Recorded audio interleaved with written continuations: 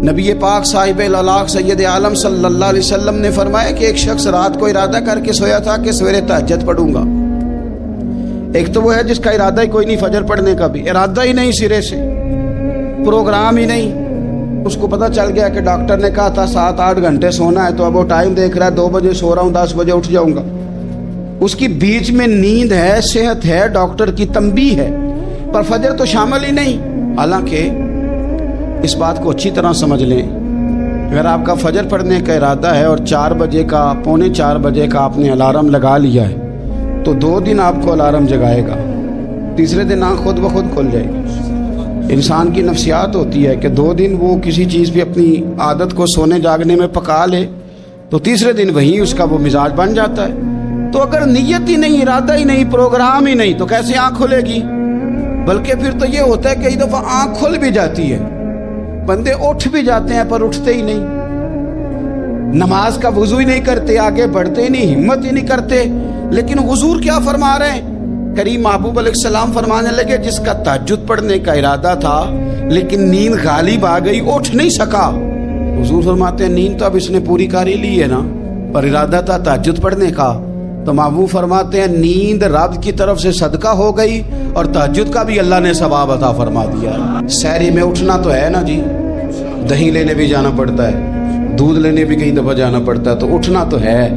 تو ایسا نہ کریں کہ 10 منٹ پہلے اٹھیں، اٹھ کے پہلے تہجد کی نماز پڑھیں، وہ نماز جس کے بارے میں میرے نبی پاک علیہ السلام نے فرمایا جب بندہ تہجد کے لیے کھڑا ہوتا ہے تو رب اسے دیکھ کے مسکراتا ہے جو اس کی شان کے لائق۔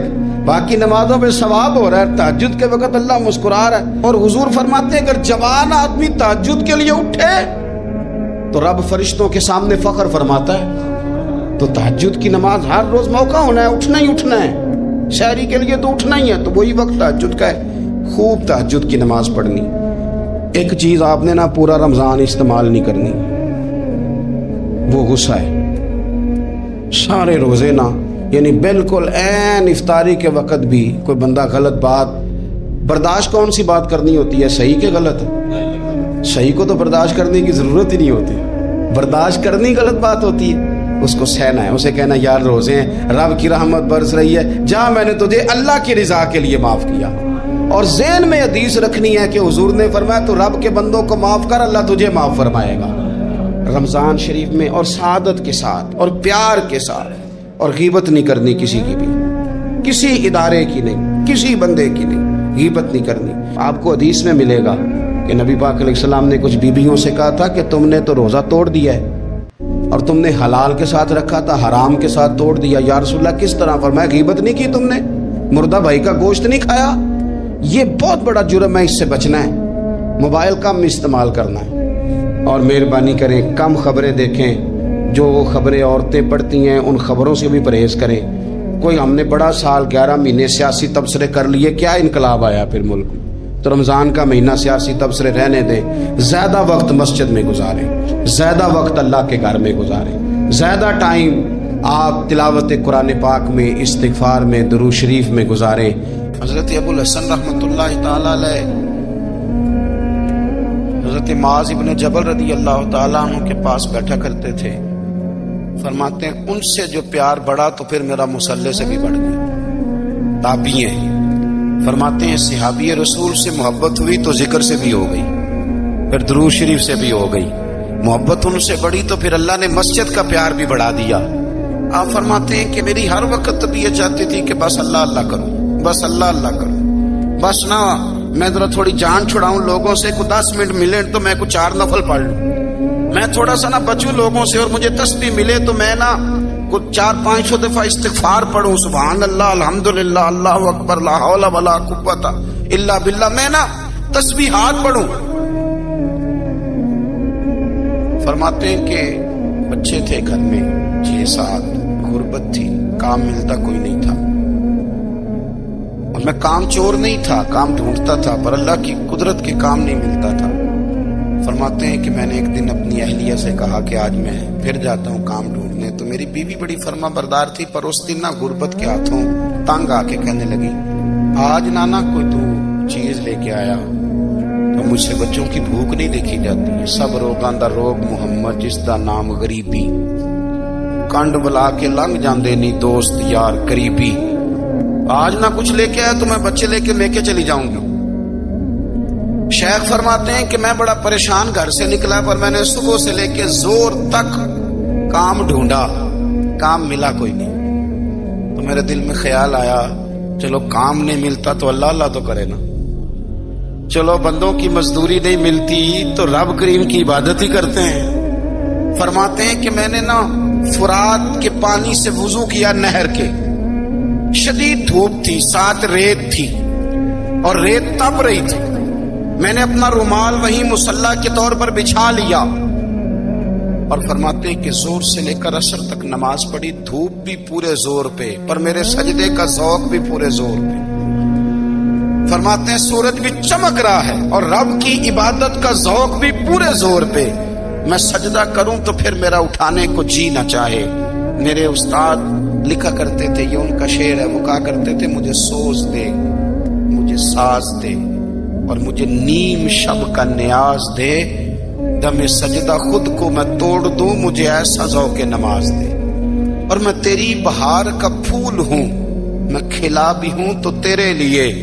مجھے میری شاخ سے توڑ لے, مجھے اپنی زلف کا ناز دے. بھائی فرماتے ہیں کہ عصر تک میں نے نفل پڑھے, دل ڈھلنے لگا, عصر کی نماز پڑھی اور میں وہاں سے چلا. اب میں جب نکلنے لگا تو دل میں خیال آیا کہ چھوٹی چھوٹی دیواریں ہیں گھر کی, بغیر کچھ لیے جاؤں گا تو بیوی دور سے دیکھے گی تو شور کرے گی کہ پھر خالی ہاتھ آ گیا ہے. کہتے میں نے اپنے اسی رومال میں جس میں میں نے نماز پڑھی تھی نا, رومال میں کیا کیدے پنجابی جسافہ کہتے ہیں, اسی میں نا میں نے کچھ ریت بھر لی کہ وہ دور سے دیکھے گی تو سمجھے گی کچھ لے کے آیا ہے. چلو جا کے اسے بتا دوں گا کہ آج پھر مزدوری نہیں ملی. کہتے ہیں وہ ریت لے کر جب میں گھر میں گیا تو پہلے بیوی دروازے پہ کھڑی ہوتی تھی, پوچھتی تھی خالی ہاتھ آ گئے ہو. آج میں نے دیکھا تو ہے ہی کوئی نہیں. فرماتے ہیں میں اندر داخل ہوا, سلام لیے کونے میں میں نے وہ رومال رکھ دیا اور میں نے آواز دی کہ بھلی مانس کہاں ہو. تو وہ کہنے لگی آپ منہ ہاتھ دھو لیں, میں روٹی لے کے آئی. میں نے کہا روٹی کہاں سے آ گئی, یہاں تو کئی دنوں کے فاقے, تو کئی دنوں کی غربت ہے, یہاں تو اس گھر میں تو فقیری ہے. فرماتے ہیں کہ وہ روٹی لے کے آئی اور اس وقت کی جو موجودہ نعمتیں تھیں, سمجھ لیں سلاد اچار ہر چیز ساتھ لائی. میں نے کہا کہ بچے کہاں گئے؟ کہنے لگی وہ کھانا کھا کے کھیلنے گئے, آپ کھانا کھا لیں آ جاتے. کھانا اس نے چن لیا. میں نے حیرت انگیز لہجے میں ساری نعمتیں اپنے دسترخوان پہ دیکھ کر کے بیوی سے پوچھا یہ کہاں سے آیا کھانا, بچوں کو تو نے کہاں سے کھانا کھلایا, یہ سارا کچھ کیسا ہے؟ کہنے لگی پتہ نہیں آج آپ کس کریم کی مزدوری کرنے چلے گئے تھے, پتہ نہیں کس کریم کی. میرے گھر میں تو اتنی نعمتیں آئی ہیں کہ مجھ سے سنبھالی نہیں جا رہی. اتنا اناج ہے, اتنا گندم ہے, کس کریم کے دروازے آج چلے گئے تھے. یہ کہتے کہتے وہ اٹھی اور اٹھ کر کے کہنے لگی پہلے بڑا کچھ آیا تھا, اب کیا لے آئے. اور جا کر کے نا اس نے وہ ریت والا رومال کھولا. کہنے لگے میں تو لے کے آیا تھا ریت, تو میرے رب نے اسے بھی سونے اور ہیرے بنا دیا تھا. جب آپ کی توجہ اللہ کی جانب, میرے نبی پاک صلی اللہ تعالی علیہ وسلم نے فرمایا ہر چیز اپنے رب سے مانگ, ہر چیز مانگ, ہر چیز مانگ. یا رسول اللہ کیا کچھ؟ میرے محبوب نے فرمایا تیرے گھر میں نمک بھی ختم ہو جائے تو وہ بھی اپنے رب سے مانگا کر. تو مانگنا وہ تجھے دے گا, تو اس کی بارگاہ میں کشکول طلب دراز تو کرنا. اور ترمذی شریف میں عجیب لفظ ہے, رسول کائنات نے فرمایا, رب کریم فرماتے ہیں جب میرا بندہ ہاتھ اٹھاتا ہے نا تو مجھے حیا آتی ہے کہ میں خالی کیسے لوٹا دوں اس کے. اتنے بڑے بادشاہ کی بارگاہ میں جب انسان کا رشتہ اپنے مالک کے ساتھ ہوتا ہے پھر تو غم بھی کچھ نہیں کہتے, پریشانیاں بھی کچھ نہیں کہتی, پھر تو زندگی صبر والی, پھر تو زندگی توکل والی, پھر تو زندگی بھروسے والی.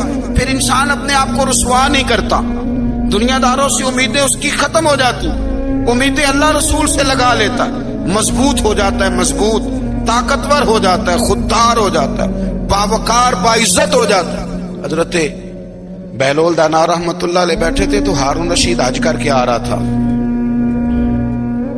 تو تو رستے میں حضرت شیخ سے ملاقات ہو گئی تو السلام علیکم کے بعد کہنے لگا حضور کوئی حکم ہو تو بتائیے گا. تو حضرت بہلول دانا فرمانے لگے تیرا رب کون ہے؟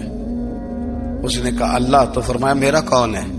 کہا اللہ. فرمانے لگے تو بڑا ہی بیوقوف ہے، کیا تو یہ سمجھتا ہے کہ رب ہارون رشید کو تو دے گا اور بہلول دانا کو بھول جائے گا؟ تیرا بھی وہی رب ہے، میرا بھی وہی رب ہے. اس نے اگر تجھے دے کے آزمایا ہے تو ہو سکتا ہے مجھے نہ دے کے آزما رہا ہو. جب اس کی حکمت کے تقاضے ہوں گے تو عطا کرے گا اور دے گا. تو جا اپنا کام کر. بھائی اپنی روحانی زندگی، اپنی عبادات، اپنے وظائف، اپنے روزمرہ کے معاملات، اپنی دعائیں، اپنا استغفار.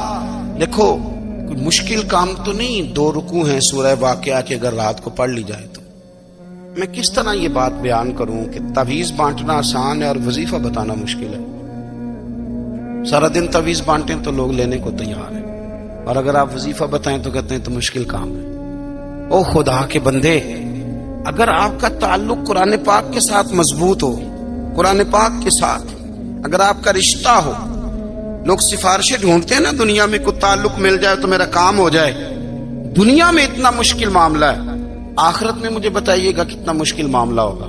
میرے نبی پاک صلی اللہ تعالی علیہ وسلم نے فرمایا جو لوگ سورہ ملک پڑھا کرتے تھے نا، سورہ ملک، یہ سورت ملک قیامت میں ان کی سفارش کرے گی، اور اس طرح کرے گی کہ کہے گی اے اللہ یہاں اس بندے کو جنت میں داخل کر دے یا مجھے قرآن پاک سے علیحدہ کر دے.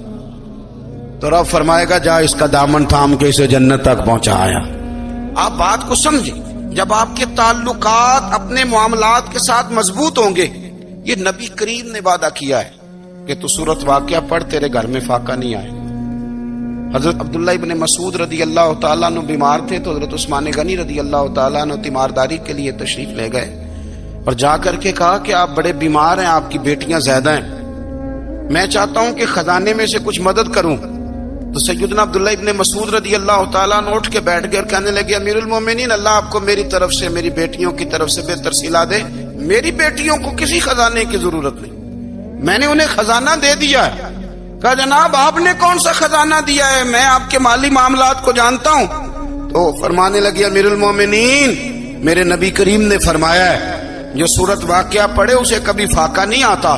میں نے بیٹیوں کو یاد کرا دی ہے، یہ خزانہ میں نے انہیں دے دیا ہے. وہ سارے والدین سنیں جو بیٹیوں کے لیے پریشان رہتے ہیں. حضرت عبداللہ ابن مسعود نصیحت کر رہے ہیں، فرمانے لگے میں نے سورت واقعہ یاد بھی کرا دی ہے، پڑھنے کی عادت بھی ڈال دی ہے.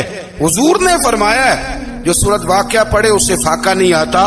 کہنے لگے چاند تو اپنی جگہ چھوڑ سکتا ہے، سورج گر سکتا ہے، تارے ٹوٹ سکتے ہیں، پر مدینے والے رسول کی بات غلط نہیں ہو سکتی. حضور نے فرمایا فاقہ نہیں آئے گا تو انشاءاللہ کبھی بھی نہیں آئے گا. کرنے کا کام یہ ہے کہ ہم اپنے معاملات، اپنی عبادات، اپنی دعائیں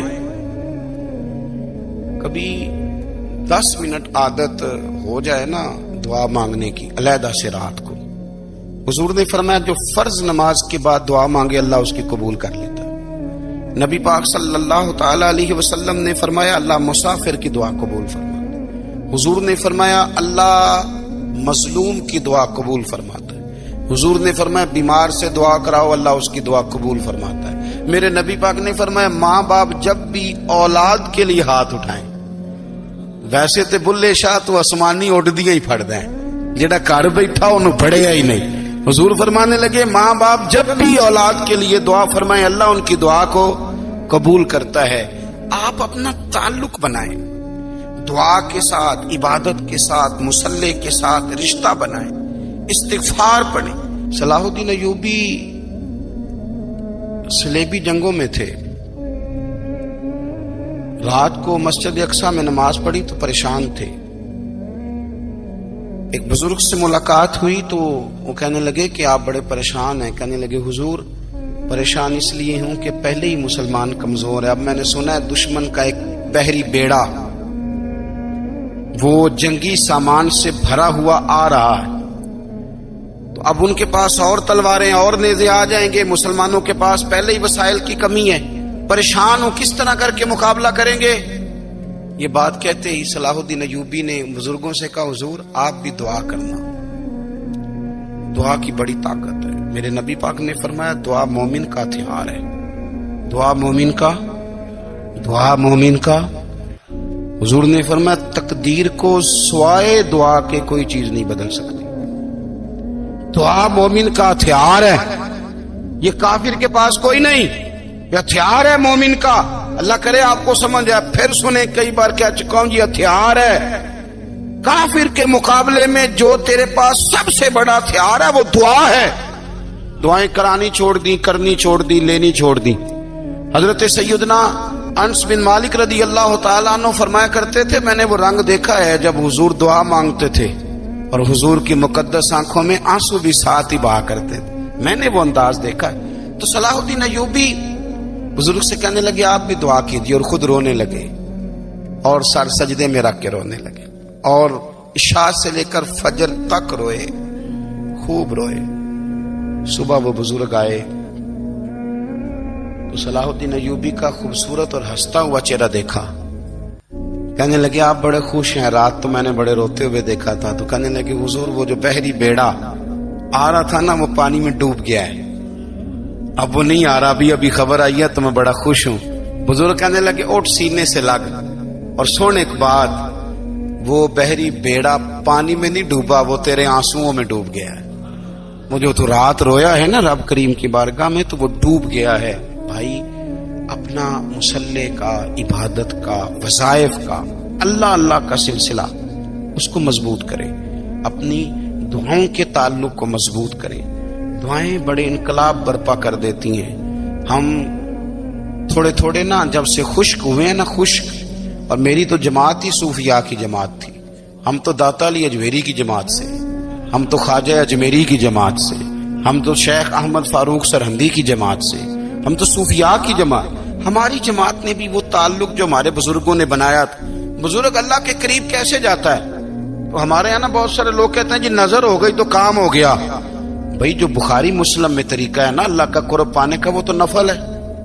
نبی کریم علیہ الصلوۃ والسلام نے فرمایا بندہ نفلوں کے ذریعے رب کے قریب جاتا ہے, اور اتنا قریب جاتا ہے کہ پھر اللہ اس کی زبان بن جاتا ہے, اللہ اس کی آنکھیں بن جاتا ہے, کان بن جاتا ہے, ہاتھ اور پیر بن جاتا ہے. تو یہ تو عبادت ہے, یہ تو اللہ کی بارگاہ کی حاضری ہے جو آپ کو اللہ کے قریب کرے گی. تو اپنے نماز کو اہمیت دے کے ادا کریں, نمازیں موبائل بند کر کے ادا کریں. لیکن نا کچھ لوگ کہتے ہیں مجھے ٹائم نہیں ملتا نماز کا, تو میں کہتا ہوں یہ آپ نے بڑی جرت کی بات کی ہے. مجھے کو میرا پیر بھائی کہہ دینا میرے پاس ٹائم نہیں آپ کو ملنے کا, تو میں کہتا ہوں آج کے بعد آنا ہی نہ. تو کیا سمجھتا ہے, تو بہت بڑا آدمی ہے, تیرے پاس ٹائم نہیں ہے اور ہمیں ملنے کا ٹائم, موج کر. تو آپ نے اللہ رسول کو کہہ دیا ٹائم نہیں. اور عجیب فلسفہ ہے نا, کہا جائے نماز پڑھنے آؤ تو کہتے ہیں کپڑے ٹھیک نہیں, اور کہا جائے کہ آؤ ذرا دعوت پہ چلے تو کہتے ہیں 1 منٹ ٹھہر میں کپڑے بدل کے آیا.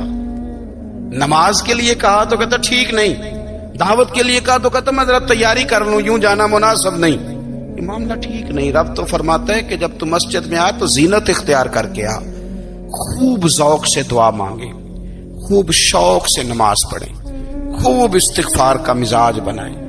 آپ لوگوں کے بیچ رہ کے سکھ حاصل کرنا چاہتے ہیں. قبولیت بڑی نعمت ہے. کچھ لوگوں کے پاس قابلیت بڑی ہوتی ہے پر ان کی قبولیت. 2 بھائی تھے, ملا فضل اور فیضی اکبر کے دربار میں, بڑے عالم تھے.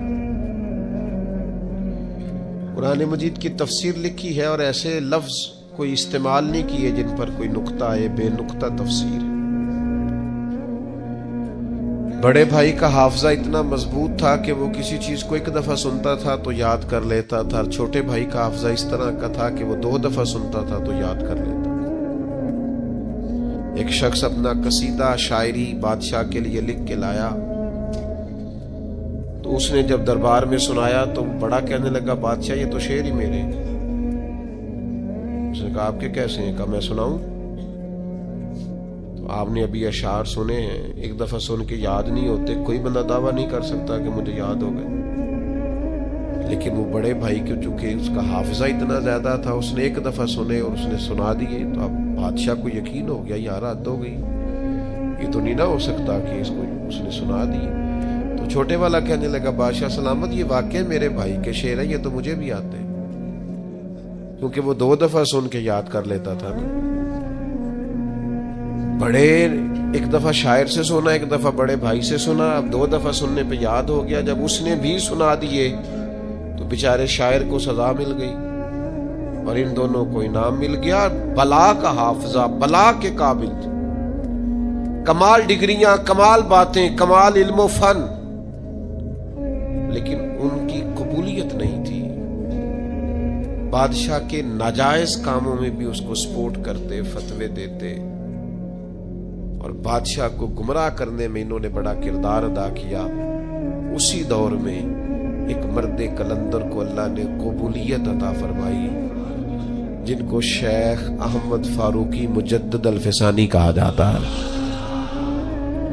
انہوں نے دین کی تبلیغ کی، کام کیا، خدمت کی، ان کی خدمت قبول ہوئی. مجدد صاحب کی کتاب مکتوبات جو انہوں نے خطوط لکھے تھے دنیا میں پڑھی جاتی ہے، اس سے لوگ فیض پاتے. او میرے بھائی، ابو جہل بڑا قابل تھا، ابو الحکم کہتے تھے لوگ اس کو، دانائیوں والا، حکمتوں والا، پنچایت کا آدمی، لوگ مشورے لیتے تھے، لیکن بڑا سمجھدار، بڑا معاملہ فہم، بڑا مدبر ہونے کے باوجود اس کی قبولیت، یہ قبولیت اللہ نے حضرت صدیق اکبر کو عطا فرمائی. ساری زندگی ہم نے قابل بننے پہ لگا دی، قبول ہونے پر توجہ ہی نہیں کی. قابلیت بھی پیدا کرے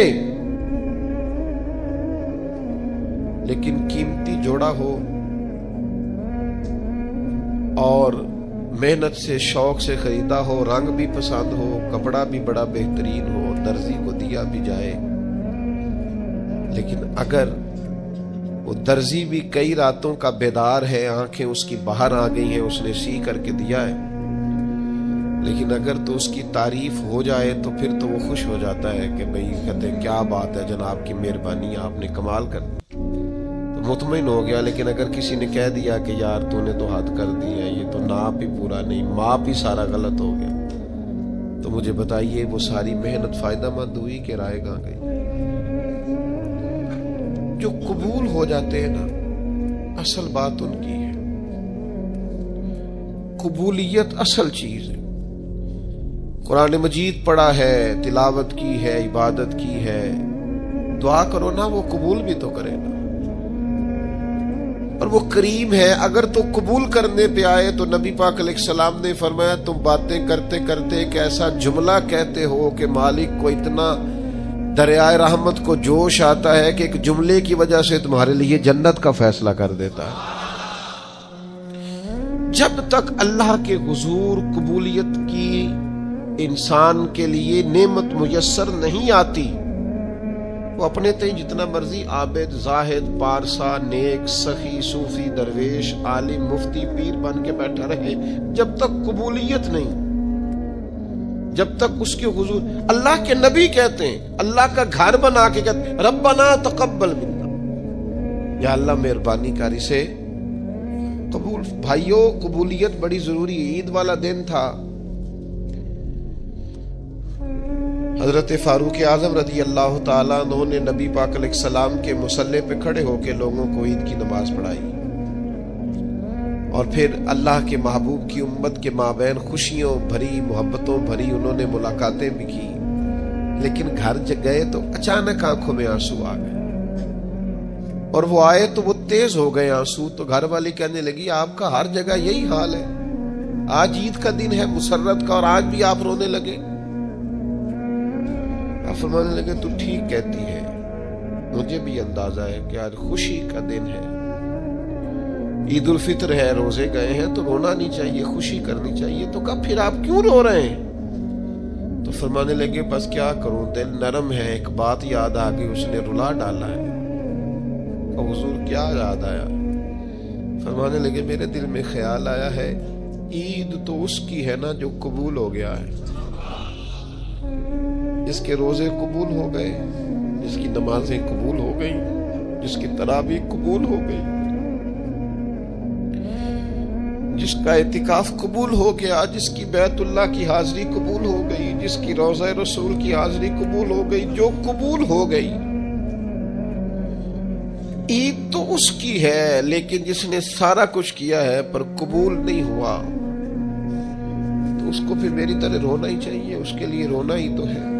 وہ یارو اگر وہ کرے قبول تو بڑا کریم ہے, ورنہ حال یہ ہے کہ فویل للمصلین, کچھ نمازیوں کے لیے بھی بربادی ہے, کچھ قاریوں کے لیے بھی بربادی ہے, کچھ ایسے صاحبان علم بھی ہوں گے جو صبح قیامت معاذ اللہ ثم معاذ اللہ, حضرت ابو ہریرہ فرماتے ہیں سب سے پہلا حساب ہی قاری کا, سخی کا اور شہید کا ہوگا, اور ان کی اپنی تصنع, ریاکاری اور دکھلاوے کی نیتوں کی بنیاد پر ان کے اعمال دھتکار دیے جائیں.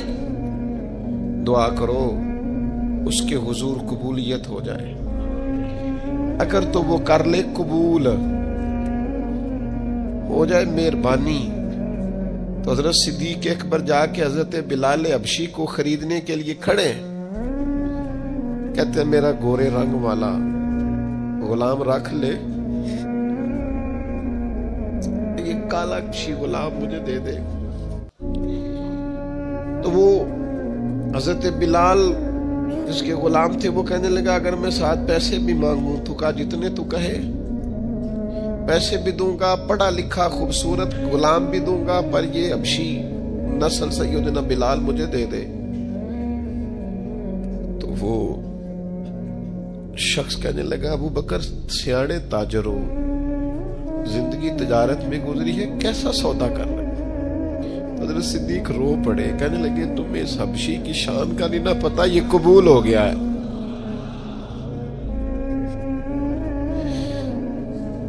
یہ قبول ہو گیا ہے, جو تو ہو گیا نا قبول, جس کی تو ہو گئی قبولیت, جس پر تو ہو گیا فضل, تو وہ تو نجات پا گیا اور فلاح پا گیا. لیکن قابل بڑا تھا, قیمتی بڑا تھا, رنگ بڑا خوبصورت تھا, قد بڑا اونچا تھا, اور باتیں بڑی آتی تھی, پر قبولیت نصیب اگر وہ مہربانی کرے, اگر وہ رحمت کرے, اگر وہ عطا کرے اور وہ کہہ دے کہ تو قبول ہے, تو پھر تو بات بن گئی. دیکھو نا یہ قبول ہوئے. صحابہ فرماتے ہیں ایک شخص زرہ پہنے حضور کی بارگاہ میں آیا کہ یا رسول اللہ پہلے جہاد کروں کہ پہلے کلمہ پڑھوں. تو نبی پاک نے فرمایا تو پہلے کلمہ پڑھ پھر جہاد کر. کلمہ پڑھا, جہاد کیا, شہید ہو گئے, حضور اس کے سرانے کھڑے ہیں. دیکھو قبول ہو گیا ہے. یہ دیکھو سرانے حضور کھڑے, ابھی آیا تھوڑی دیر پہلے ابھی آیا. تھوڑی دیر ہوئی ایک آیا کالیاں زلفاں والا, ایویں 2 کڑیاں میرے من وچ رکیا تے کر گیا نور اجالا. حضور سرانے کھڑے ہیں اور مسکرا کے فرما رہے ہیں دیکھو عمل تھوڑا کیا ہے اور اجر زیادہ لے گیا ہے. یہ قبول ہو گیا ہے نا, یہ قبول.